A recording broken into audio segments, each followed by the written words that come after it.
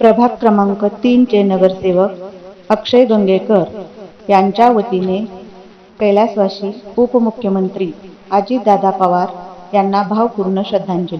पंढरपूर. राज्याचे उपमुख्यमंत्री अजितदादा पवार यांचे विमान अपघातात निधन झाल्याने राज्याचे तसेच कार्यकर्त्यांचे छत्र हरवले आहे.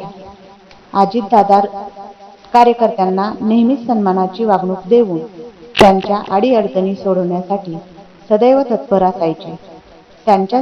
त्यांच्यासारखा नेता महाराष्ट्राला यापुढे लाभणार नाही. त्यांची उणीव कधीही न भरून येण्यासारखी आहे.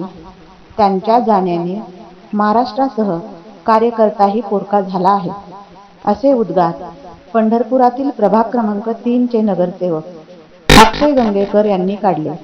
यावेळी उपस्थित कार्यकर्त्यांचे डोळे पाणावले, तर अनेकांनी साश्रू नयनांनी मेणबत्ती लावून भावपूर्ण श्रद्धांजली वाहिली. अजितदादांचे अशा प्रकारे जाणे हे कार्यकर्त्यांना मोठा धक्का असून नेहमीच मोठ्या बंधूप्रमाणे त्यांनी वागणूक दिल्यामुळे आज कार्यकर्ता त्यांच्या विना एकटा पडला आहे.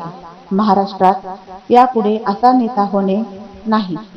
कार्यकर्त्यांची कामाची नाळ त्यांना माहीत होती. नेहमीच कार्यकर्त्याला न्याय देण्याची भूमिका होती.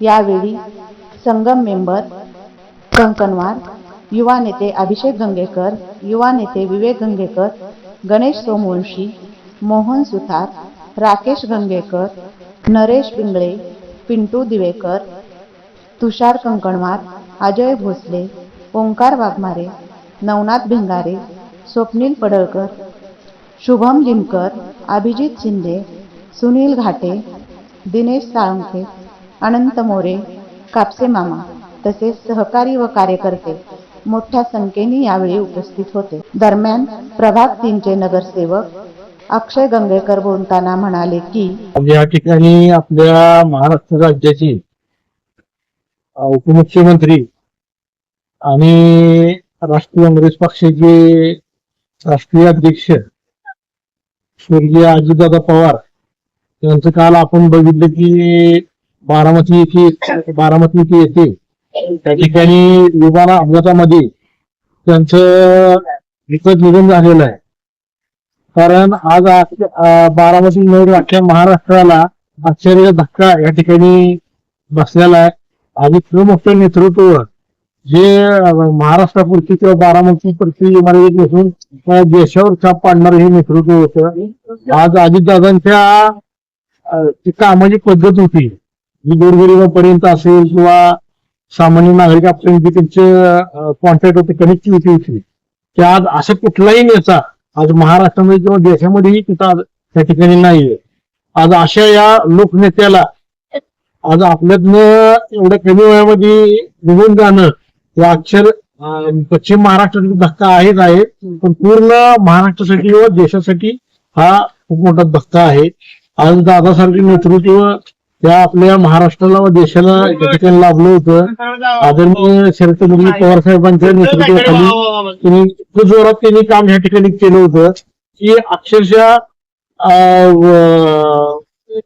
शब्दात सांगणं हे कठीण आहे. किती मोठं अजितदादांचं त्या ठिकाणी कार्य होतं, इतकं मोठं त्यांचं नेतृत्व होतं. आज अशा पद्धतीनं ते आपलं तर निघून जाणं ही गोरगरीब जनतेसाठी व लोकांसाठी व जनतेसाठी त्या ठिकाणी धक्कादायक आहे.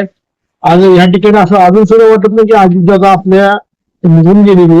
आज इतकं मोठं नेतृत्व व इतकं मोठं कर्तृत्व आज या ठिकाणी असं अचानक आपल्यातनं जाणं ही म्हणजे शब्दात आपल्याला सांगू शकत नाही. दादांना गंजूळा पंढरपूरला ते आले होते, गंजूळा त्यांच्यावर आमची भेट झाली होती. दादांचा स्वभाव कसा होता, होय किंवा नाही कामाला एकदम अशी होती की कोण हात त्यांच्यात सोडू शकत. आज अशा नेतृत्वाला श्रद्धांजली आपल्याला ह्या ठिकाणी द्यावा लागत असं वाटलं नव्हतं का. दादांच्या जाण्याने महाराष्ट्राचं नुकसान झालेलं आहे, पण विशेष करून पश्चिम महाराष्ट्राचं जे नुकसान झालेलं आहे ते कवाही मला वाटत नाही की असं नेता, असा लोकनेता व असा धारानेता एवढा काम करणारा नेता सकाळी 6 वाजल्यापासून तर संध्याकाळी रात्री 12 वाजेपर्यंत गोरगरीब जनतेसाठी लोकांसाठी झटणारा असा तळमळीचा नेता त्या आमच्या ह्याच्यामध्ये तर आम्ही अजून आज तक तर असा नेता आम्ही तेव्हा बघितला नाही. अशा नेत्याला आपल्याला श्रद्धांजली द्यावं लागेल स्वप्नात सुद्धा वाटलं नव्हतं. सकाळी ज्यावेळेस आम्ही उठलो अशी धक्कादायक बातमी या ठिकाणी आम्ही बघितली की विमान अपघात झाला म्हणून समजलं होतं, पण आम्हाला काय वाटलं की आजीदादा थोडेफार दुखत वगैरे झाले असेल. पण थोड्या वेळा बघतो तर काय की त्याचं निधन झालं म्हणून ही बातमी समजली. तेव्हापासून अख्ख्या महाराष्ट्रातील व आपले जेवढे राष्ट्रीय काँग्रेस पक्षाचे कार्यकर्ते असतील किंवा इतर पक्ष असतील कोणालाही अशी वेदना होत होत्या की ते आपण शब्दात सांगू शकत नाही.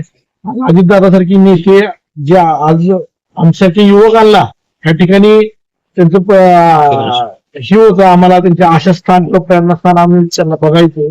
असं नेता आज आपल्या ह्या आपल्याला निघून गेलेला आहे. ह्याचं दुःख आम्हाला सहन होत नाही, आम्हाला विश्वासही बसत नाही. पण आज ह्या ठिकाणी आम्ही आमच्या प्रभाग क्रमांक 3 मधून आणि गंजीकर मित्र परिवाराकडून या ठिकाणी अजितदादांना आम्ही आदरांजली व श्रद्धांजली वाहतो. या ठिकाणी